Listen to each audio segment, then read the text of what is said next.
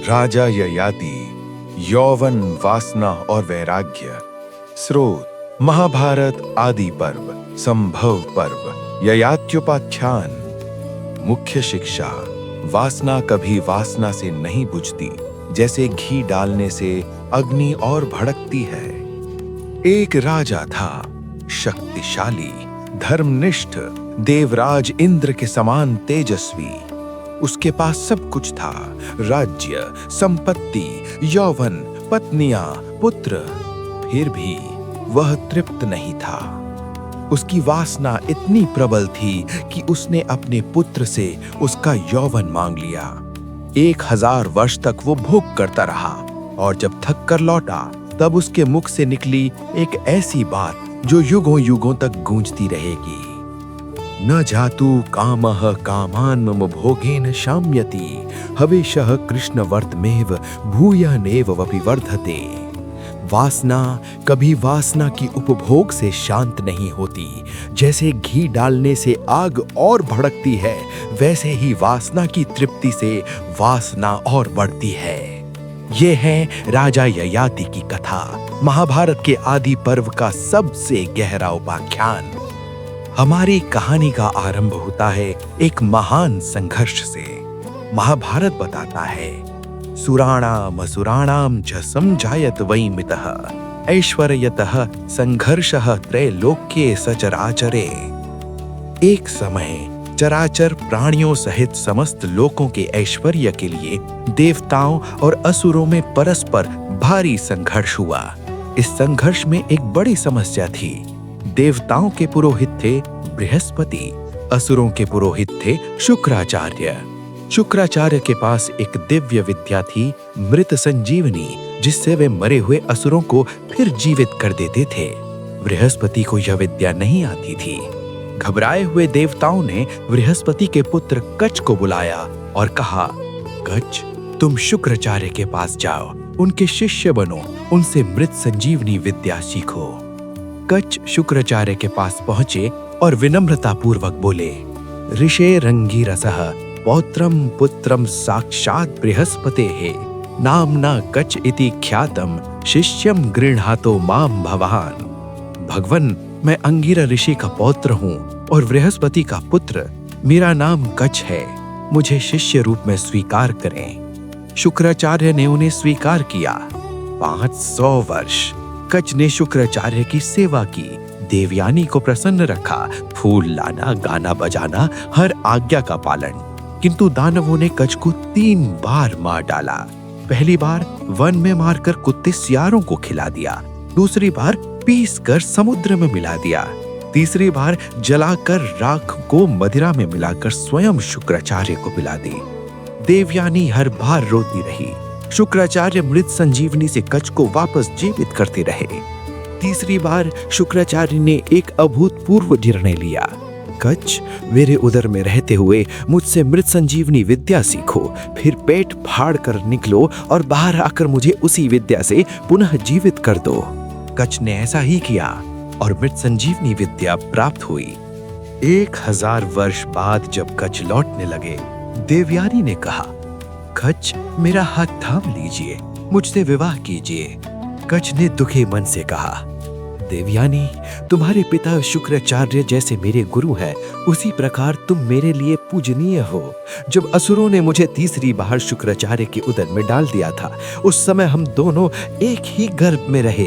धर्म की दृष्टि से तुम मेरी बहन हो। देवयानी ने क्रोध में शाप दिया, तुम्हारी विद्या सफल नहीं होगी। कच ने कहा, तुम्हारी मनोकामना भी पूरी नहीं होगी, कोई ऋषि पुत्र तुम्हारा पाणी ग्रहण नहीं करेगा। यही श्राप ययाति और देवयानी के मिलन का कारण बनने वाला था। एक दिन देवयानी वन में विहार के लिए गई। वहां राजकुमारी शर्मिष्ठा भी जल क्रीड़ा कर रही थी। जल से बाहर निकलते समय कपड़े मिलजुल गए। शर्मिष्ठा ने अनजाने में देवयानी का वस्त्र उठा लिया। देवयानी क्रोधित हुई। शर्मिष्ठा ने घमंड में जवाब दिया, याचतः स्तुतो हीना प्रतिगृह्णाति प्राणतः, अहम तुहे तुमानस्य ततो प्रतिगृह्णान्तः। तू भिखमंगे की बेटी है, मैं उसकी बेटी हूँ जिसके तुम्हारे पिता स्तुति करते हैं। और वृषपर्मा की उस पुत्री ने देवयानी को कुएं में धकेल दिया। उसी क्षण राजा ययाति शिकार करते करते उस ओर आ गए। उन्होंने कुएं में झांका। कार्त्वम ताम्र नखी श्यामा सुमृष्टु मणि कुंडला दीर्घ श्यामा व्यसे चार्थम कस्मात चोरसी चातुरा। तुम कौन हो? इस कुएं में कैसे गिर पड़ी? देवयानी ने अपना परिचय दिया और हाथ बाहर निकाला। महाराज, ये दाहिना हाथ है, इसे पकड़कर मुझे निकालिए। ययाति ने हाथ थामा। देवयानी बाहर आई और बोली, तुमने मेरा हाथ थामा है, तुम मेरे पति होगे। शुक्राचार्य क्रोध से भड़क उठे और वृषपर्वा को कड़े शब्दों में कहा, ना धर्माचरितो राजन सत्यः फलितः गौरवी जनैरा वर्तकमान मानहु कर्तो मूलानि गृह्णन्ति। अधर्म का फल तुरंत नहीं आता, किंतु धीरे धीरे कर्ता की जड़ काट देता है। देवयानी ने अपनी मांग रखी। शर्मिष्ठा 1000 दासियों सहित मेरी दासी बनी और जहां भी पिताजी मेरा विवाह करे वहां मेरे साथ जाए। शर्मिष्ठा राजकुमारी अपने वंश और राज्य की रक्षा के लिए दासी बनने को तैयार हो गई।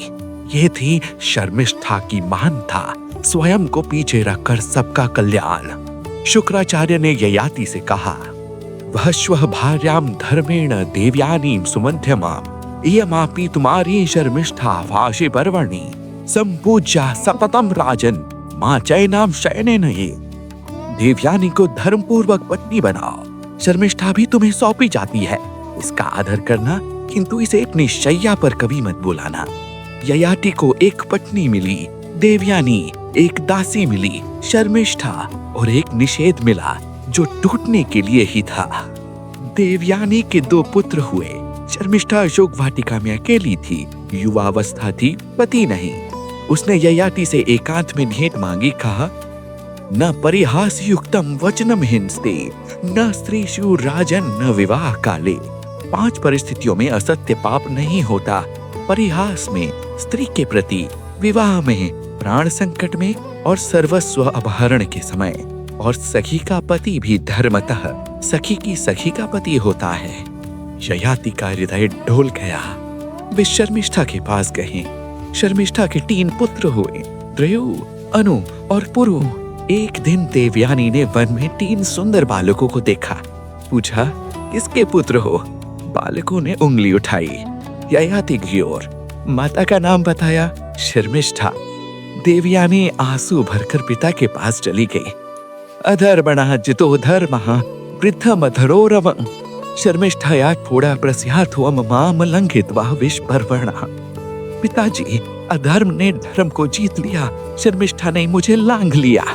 शुक्राचार्य बोले, धर्मज्ञ सन महाराजा यो प्रदष्ट हम स्वयं तस्मत् जरातुम अचरम धर्षयस्य धीजरम।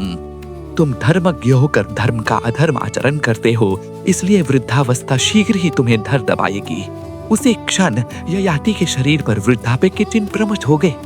झुर्रियां, सफेद बाल, कांपते हाथ। ययाति ने विनती की, मैं अभी तृप्त नहीं हुआ। शुक्राचार्य ने कहा, इतनी सुविधा दे सकता हूँ, किसी अन्य से यौवन लेकर अपना बुढ़ापा उसे दे दो। 1000 वर्ष बाद यौवन वापस लौटा देना। ययाति यदु के पास गई। यदु ने मना किया। जराया महवुधूषा पान विभुजन कारिता तस्मात् जराम नाते राजन गृहीतति मेथी मवृद्धि। बुढ़ापे में अनेक दोष हैं, मैं नहीं लूंगा। शाप, तुम्हारी संतान राजा नहीं होगी। दुर्वसु ने कहा, काम भोग को नष्ट करने वाली वृद्धावस्था मुझे नहीं चाहिए। द्रिहु ने कहा, बूढ़ा मनुष्य रथ घोड़े पर नहीं चढ़ सकता, स्त्री का उपभोग नहीं कर सकता। अनु ने कहा, बूढ़ा बच्चों की तरह रसमय खाता है, अपवित्र रहता है। चारों ने मना कर दिया। अंत में ययाति अपने सबसे छोटे पुत्र पुरु के पास गए। पुरु ने कहा, तपस्यते राजन पापमानमृजयासा गृह्णान यौवनम त्वं चरकामनटस्तिप्सितान्। राजन, मैं बुढ़ापे के साथ आपका दोष ग्रहण कर लूंगा। आप मेरी जवानी ले और इच्छा अनुसार विषयों का उपभोग करें। पुरु ने अपनी जवानी पिता को दे दी। उसी पुरु से जला पुरुवंश और उसी से आगे पांडव और कौरव। पुरु का यौवन पाकर ययाति फिर युवा हो गए। संप्राप्य शुभान कामात् त्रिस्पृतिष्ठेन तिष्वर्कृतनः। वे सुखपूर्वक धर्मानुकूल भोगों का उपभोग करते रहे, यज्ञ दान अतिथि सेवा सब करते रहे, किंतु साथ ही भोग करते रहे। नंदनवन में, अलकापुरी में, मेरु शिखर पर 1000 वर्ष तक, 1000 वर्ष बाद ययाति ने पुरु को बुलाया और कहा, न जातु कामः कामान बुभुभोगेन शाम्यति, हविषः कृष्ण वर्तमेव भूय एव अभिवर्धते। वासना कभी वासना के उपभोग से शांत नहीं होती। जैसे घी डालने से आग और भड़कती है, वैसे ही वासना की युक्ति से वासना और बढ़ती जाती है। इस श्लोक को मन में उतरने दीजिए।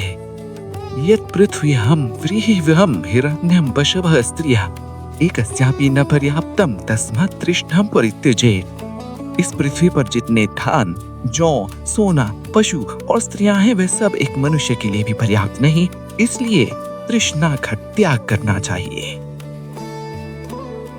यजाति तृष्णा न जीर्यति जीर्यतः, यो असहु प्राणान्तको रोगा ताम तृष्णाम त्यजतः सुखम। वासना बूढ़े होने पर भी स्वयं बूढ़ी नहीं होती। ये एक प्राणघातक रोग है। जो इसे त्याग दे उसे ही सुख मिलता है। 1000 वर्ष के भोग के बाद जो नहीं मिला, वह बोध तृष्णा के त्याग से एक क्षण में मिल गया। ययाति ने यौवन पुरु को वापस किया और राज्य की घोषणा की। पुरु ने मेरी आज्ञा का पालन किया, इसलिए वही राजा बनेगा। ब्राह्मणों ने भी कहा, यह पुत्रो गुण संपन्नो माता पितरोः हितः सदा सर्वमर्हति कल्याणम कनिह्यानपि सन्मतः। जो पुत्र गुणवान और माता पिता का हितैषी हो, वह छोटा होने पर भी श्रेष्ठ है। पुरु राजा बने। पुरुवंश चला। 5 वंशों की नींव, यदु, यादव, श्री कृष्ण, तुर्वसु, यवन, द्रुह्यो, भोज, अनु, म्लेच्छ जातियां, पुरु, पुरुवंश, भरत, कुरु, पांडव, कौरव।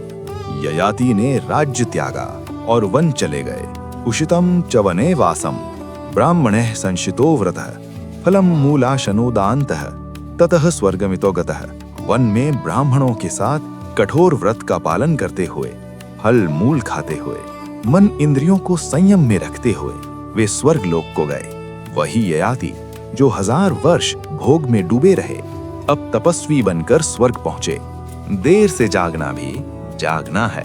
स्वर्ग में इंद्र ने पूछा, ययाति तुम्हारा पुण्य किससे अधिक है, किससे कम?